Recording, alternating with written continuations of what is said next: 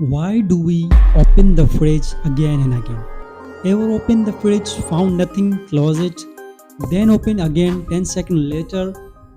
We were expecting new food to swap. Actually, your brain isn't always looking for food, it's looking for a reward. Science says your brain checking the fridge, opening something will be triggered a craving or a dopamine boost. If you like the topic, please subscribe.